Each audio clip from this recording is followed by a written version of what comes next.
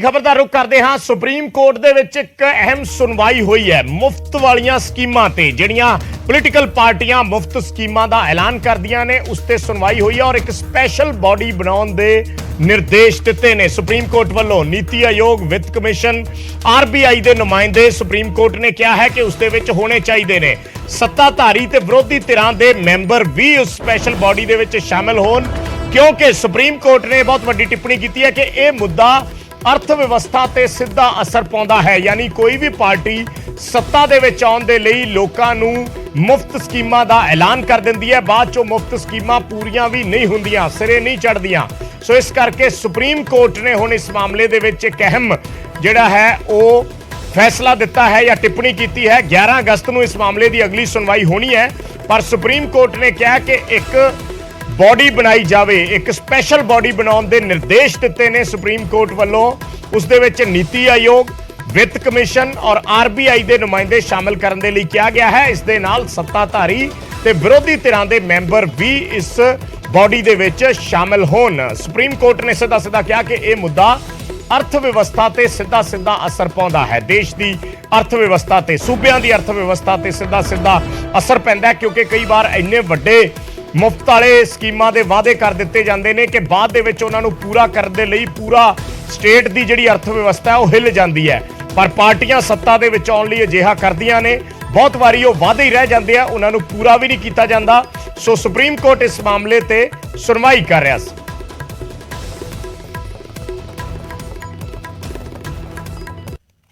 सो अरविंद केजरीवाल ने ट्वीट किया है मुफ्त सहूलतां ते। अरविंद केजरीवाल दिल्ली के मुख्य मंत्री, आप सुप्रीमो, उन्होंने कहा है कि जनता नूं मुफ्त सहूलतां देण दे नाल आर्थिक संकट नहीं आएगा।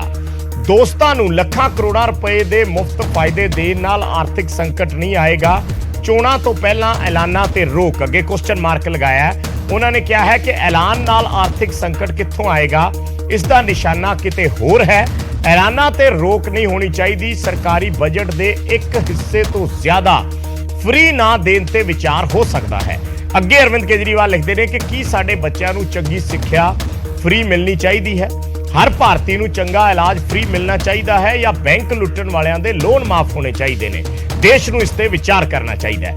यानी अरविंद केजरीवाल ने इसका समर्थन किया है और वो कह रहे हैं कि देश का एक हिस्सा जिहड़ा है उसनूं उस लिहाज नाल जो उस सूबे की अर्थव्यवस्था है या उन्हां दे खजाने की अर्थव्यवस्था है उसके हिसाब नाल सहूलतां मिलनियां चाहिदियां ने।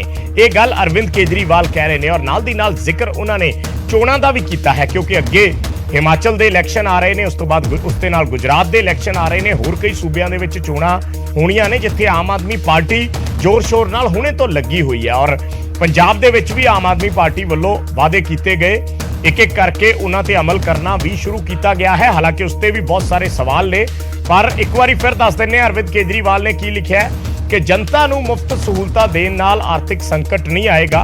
दोस्तां नूं लाखां करोड़ां रुपए देण दा फ्री फायदा देण नाल आर्थिक संकट नहीं आएगा। चोणां तो पहलां ऐलानां ते रोक, ये उन्होंने सवाल पूछा कि की ऐलानां दे नाल आर्थिक संकट आ जाएगा, इसका निशाना किते हो रहा है। अगे वो लिखते हैं कि ऐलानां ते रोक नहीं होनी चाहिए।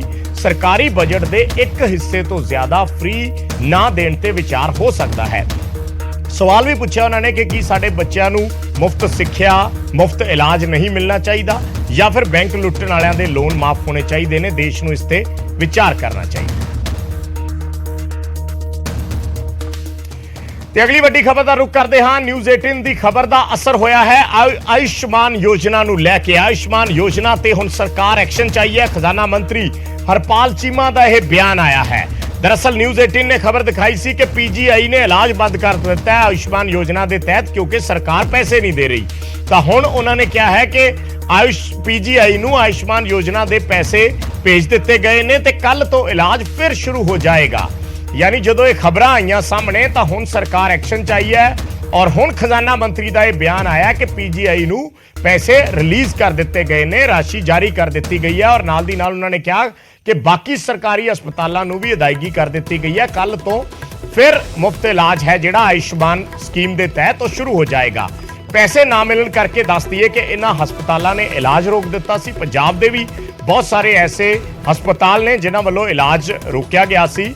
ਜਾਂ ਜਿਹੜੇ ਆਨਾਕਾਨੀ ਕਰਦੇ ਸੀ ਕਿਉਂਕਿ ਉਹਨਾਂ ਨੂੰ ਲੱਗਦਾ ਕਿ ਸਰਕਾਰ ਪੈਸੇ ਨਹੀਂ ਦਿੰਦੀ, ਇਸ ਕਰਕੇ ਉਹਨਾਂ ਮਰੀਜ਼ਾਂ ਨੂੰ ਆਨੇ ਬਹਾਨੇ ਟਾਲ ਦਿੱਤਾ ਜਾਂਦਾ। ਔਰ ਪੀਜੀਆਈ ਨੇ ਤਾਂ ਬੰਦ ਹੀ ਕਰ ਦਿੱਤਾ ਸੀ ਆਯੁਸ਼ਮਾਨ ਯੋਜਨਾ ਦੇ ਤਹਿਤ, ਕਿਉਂਕਿ ਸਰਕਾਰ ਵੱਲ ਉਹਨਾਂ ਦਾ ਵੱਡਾ ਬਕਾਇਆ ਇਕੱਠਾ ਹੋ ਗਿਆ ਸੀ। ਤਾਂ ਉਸ ਤੋਂ ਬਾਅਦ ਹੁਣ ਹਰਪਾਲ ਚੀਮਾ ਪੰਜਾਬ ਦੇ ਖਜ਼ਾਨਾ ਮੰਤਰੀ ਨੇ, ਉਹਨਾਂ ਨੇ ਬਿਆਨ ਦਿੱਤਾ ਹੈ ਕਿ ਪੈਸੇ ਰਿਲੀਜ਼ ਕਰ ਦਿੱਤੇ ਗਏ ਨੇ, ਕੱਲ ਤੋਂ ਇਲਾਜ ਫਿਰ ਸ਼ੁਰੂ ਹੋ ਜਾਏਗਾ।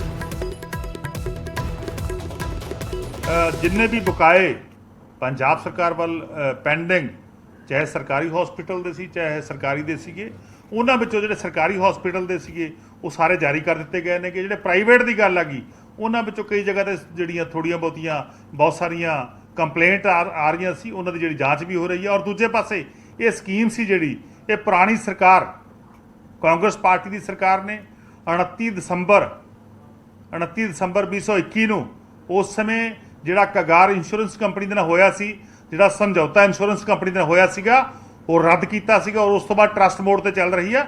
ਅਸੀਂ ਲਗਾਤਾਰ ਪੈਸੇ ਦੇ ਰਹੇ ਹਾਂ, ਜਿੱਥੇ ਵੀ ਕਿਤੇ ਪੈਸੇ ਰਹਿ ਗਏ ਉਹ ਜਾਰੀ ਹੋ ਰਹੇ ਨੇਗੇ।